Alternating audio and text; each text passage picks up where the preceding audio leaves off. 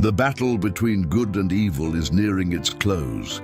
Yet through every trial, every temptation, and every crisis, Christ stands victorious. Let us spend a few moments each day learning how His victory can become ours. Trust Him, follow Him, triumph through Him. Hope for the final generation.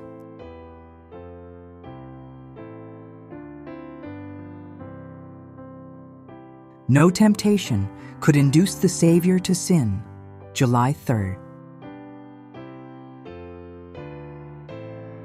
But unto the Son He saith, Thy throne, O God, is forever and ever. A sceptre of righteousness is the sceptre of Thy kingdom. Hebrews 1:8. In the wilderness, Christ endured trials human beings cannot comprehend. Here, Christ was brought face to face with the subtle power of Satan, the fallen angel. The enemy pursued the same course with the Savior that he did with Adam and Eve in Eden. He began by disputing the sovereignty of Christ. If you are the Son of God, he said, give me evidence that you are.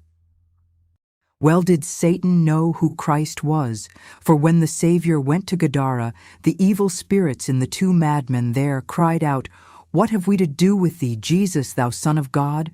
Art thou come hither to torment us before the time? As Christ passed through the test of the second Adam, his beauty of character shone out through his disguise. Satan could see through his humanity the glory and purity of the Holy One with whom he had been associated in the heavenly courts. As he looked upon Christ, there rose before his mind a picture of what he himself was then. At the time he had beauty and holiness. Self-exaltation led him to strive for a place above Christ. But he had failed. Could he now carry out his design upon the enfeebled humanity of Christ? He knew that if he could induce Christ to yield one jot in his allegiance to his Father, he would have the world entirely in his power and would be able to rule as only he in his changed spiritual nature could rule. But the one Satan was trying to overcome was the Lord of heaven, and all the efforts of the tempter were without avail. As Satan saw that he could not obtain the victory, he was aroused to malignant hatred. Then Satan took Christ to the pinnacle of the temple and told him to cast himself down. Thus he tried to lead him to commit the sin of presumption. He reminded him of the ministration of angels. But no temptation could make the Savior accept the challenge of the tempter. The adversary seemed to have power to take Christ where he pleased, for he next took him to an exceeding high mountain, and there presented before him all the kingdoms of the world and the glory of them.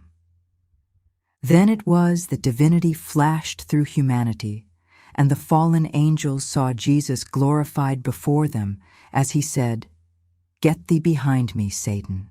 As the commander in the heavenly courts, Christ was accustomed to receive the attendance of angels. And at any time during his life on this earth, he could have called to his Father for 12 legions of angels. But no bribe, no temptation to lead him to manifest his divine prerogatives could induce him to deviate from the path of God's appointment.